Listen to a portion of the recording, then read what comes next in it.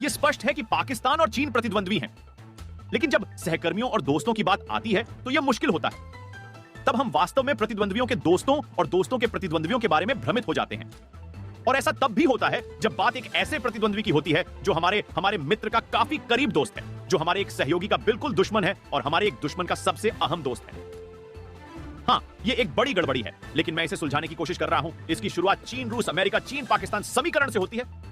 हर कोई इस बात के पर्याप्त सबूत जानता है कि यूक्रेन के बहाने पश्चिमी देशों के साथ अपनी लड़ाई में रूस चीन की मदद के बिना कुछ हफ्ते भी टिक नहीं सकता। व्यापार पर चीनी सीमा शुल्क विभाग के नवीनतम आंकड़ों से पता चलता है कि पिछले वर्ष में चीन की अर्थव्यवस्था सुस्त रही है और उसका कुल व्यापार घट गया है, लेकिन दोनों देशों के बीच व्यापार में काफी वृद्धि हुई है। इसमें रूस से होने वाले निर्यात का बड़ा योगदान था। विशेष रूप से आत्मसंरक्षण भारत में यह व्यापक धारणा है कि जो तेल हम रूस से खरीद रहे हैं वह उसकी अर्थव्यवस्था और युद्ध प्रयासों में मदद कर रहा है। लेकिन हकीकत यह है कि रूसी अर्थव्यवस्था में चीन का योगदान इससे कई गुना ज्यादा है, और यह कोई आश्चर्य की बात नहीं है।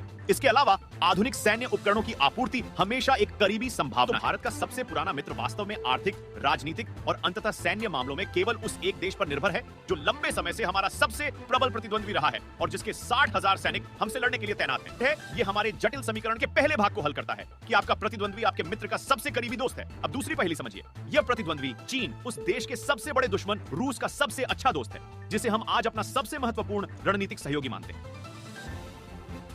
मैं यह बात भारत के प्रधानमंत्रियों और अमेरिका के राष्ट्रपतियों के कई संयुक्त बयानों के आधार पर कह रहा हूं। इसके अलावा वह प्रतिद्वंद्वी आपका निकटतम सिरदर्द, पाकिस्तान का रक्षक, मित्र और मालिक, नंबर 1 रणदाता और सुरक्षा गारंटर है। यदि इसे सरल बनाना कठिन है तो मान लीजिए कि यह उस दुनिया की जटिलताओं को रेखांकित करता है जिसमें हम रहते हैं। सैन्य जरूरतों के लिए रूस पर हमारी निर्भरता गहरी है और कम से कम अगले 5 वर्षों तक ऐसी ही बनी रहेगी। हमारे 95% टैंकों, हमारे 70% लड़ाकू विमानों और नौसेना के झंडे जहाजों और उड़ने वाली संपत्तियों की जगह कोई भी रातों रात नहीं ले सकता। जैसा कि सेना के लोग कहते हैं कि तख्तावे कि अगर गुब्बारा एलएसी के ऊपर आया तो आपके मुताबिक रूस का रुख क्या होगा। ऐसे में अगर रूस 1962 की तरह तटस्थ या उदासीन भी रहा तो गनीमत मानिएगा। 1962 में तो सोवियत संघ कहीं ताकतवर महाशक्ति था, चीन का वैचारिक बड्ढा भाई था। आज समीकरण उलट गया है। युद्ध में फंसा पुतिन का रूस चीन के एक दरबारी वाली हैसियत में है। इसलिए पिछले दिनों नई दिल्ली में संपन्न हुए रायसीना डायलॉग में रणनीति के जानकारों से भरे हॉल में रूसी विदेश मंत्री सर्गेई लावरोव को अपने भारतीय मेजबानों पर अपनी ऊंची मुद्रा जताते हुए देखना दिलचस्प था। यह कुछ स्लीपिंग विद एनिमी फिल्म के उस दृश्य जैसा था जिसमें मार्टिन बर्नी, जिसका किरदार पैट्रिक बेरगेन ने निभाया है, लॉरा बर्नी, जिसका किरदार जूलिया रॉबर्ट ने निभाया है, से कहता है कि हम सब कई बातें भूल जाते हैं, याद इसलिए दिलाई जाती है। लावरोव ने अपने ज्यादातर खुशामदी श्रोताओं को याद दिलाया कि भारत और रूस के बीच जो संधि है उसमें दोनों देश कहते हैं कि उनके बीच एक विशेष एवं विशेषाधिकार संपन्न रणनीतिक साझेदारी है।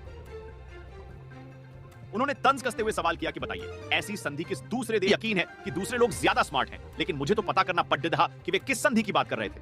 ऐसा लगता है वे उस संधि की बात कर रहे थे जिस पर 1993 में पीवी नरसिंह राव और बोरिस येल्त्सिन ने दस्तखत किए थे। इस संधि ने 1971 की भारत रूस शांति, मैत्री एवं सहयोग संधि की जगह ली थी। चूंकि शीत युद्ध खत्म हो गया था और सोवियत संघ लुप्त हो गया था, भारत को इस बात की जरूरत महसूस हो रही थी कि सोवियत संघ के विघटन के बाद उसके उत्तराधिकारी देश से विशेष संबंध जारी रखा जाए। मूल संधि के अहम अनुच्छेद 9 में जिस आपसी सुरक्षा गारंटी की बात की गई थी उसे इस नई संधि में जाहिर है छोड़ दिया गया। नई दिल्ली में हुए उस जमावड़े में लावरोव को इसकी याद दिलाने की गुस्ताखी शायद ही कोई करता, या ये याद दिलाने की कि पिछले 25 साल से भारत अमेरिका के साथ जो कई संयुक्त बयान या समझौते जारी करता रहा है, उनमें वह एकमात्र जिस महाशक्ति को अपना जरूरी रणनीतिक सहयोगी बताता रहा है वह अमेरिका है। उसी 1990 वाले दशक में लावरोव की पूर्ववर्ती येवजेनी प्रीमाकोव ने रूस भारत चीन के बीच त्रिराष्ट्रीय सहयोग समझौते की बात की थी।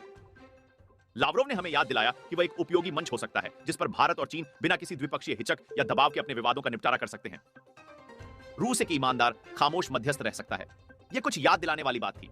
लावरोव कई दिलचस्प दावे करके भी निकल गए, जिनमें से कुछ ऐसे थे जो भारतीय रणनीतिक विमर्शों में प्रायः किए जाते रहे हैं। उदाहरण के लिए ग्लोबल साउथ, अविकसित देशों का समूह जो विकसित देशों के प्रायः दक्षिण में है, का मामला। एक बार फिर तथ्यों की जांच से कुछ बातें साफ हो जाती हैं।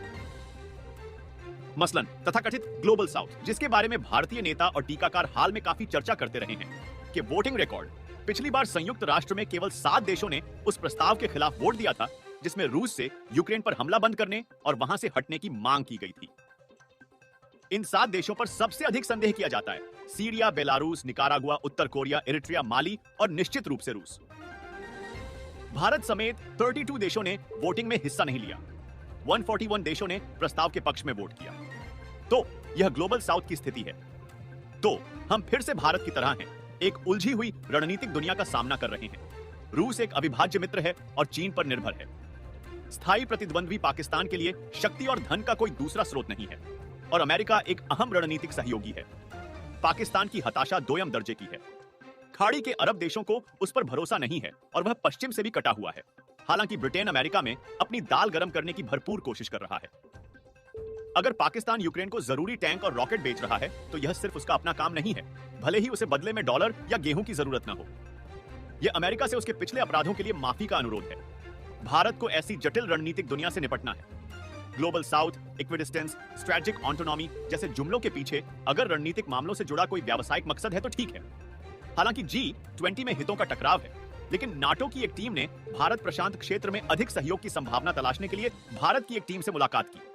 क्वाड के नवीनतम बयान में यूक्रेन पर एक पैराग्राफ शामिल है जिसमें रूस को स्पष्ट रूप से बिना नाम के कहा गया है कि वह यूक्रेन की संप्रभुता, क्षेत्रीय अखंडता और अंतरराष्ट्रीय व्यवस्था के नियमों का सम्मान करते हुए अपनी आक्रामकता को रोके। इसमें यह भी कहा गया है कि परमाणु हथियारों के इस्तेमाल की धमकी अस्वीकार्य है। इसी बीच अमेरिका की वाणिज्य सचिव जीना रायमोंडो भारत आई और वह सिर्फ रक्षा मंत्री राजनाथ सिंह के साथ उनके घर होली खेलने नहीं आई। उनके एजेंडे में सेमीकंडक्टर के क्षेत्र में साझेदारी भी शामिल है। यह हाईटेक मामलों पर राष्ट्रीय सुरक्षा सलाहकार अजीत डोभाल की वॉशिंगटन यात्रा के दौरान हुई प्रगति से एक कदम आगे है। मोदी सरकार को अब गहरे अंतर्विरोधों का सामना करना पड़ रहा है। एक ओर यह पश्चिम विरोधी और रूस समर्थक जनमत के निर्माण को प्रोत्साहित कर रहा है, दूसरी ओर यह अपनी रणनीति को ठीक विपरीत दिशा में स्थापित कर रहा है। यह मोदी के लिए असामान्य है क्योंकि वह अक्सर अपनी नीतियों और जनता की राय का पालन करने में विश्वास करते हैं। अतः इस 1-to-1 केस में दिशा सुधार करना पड़ सकता है।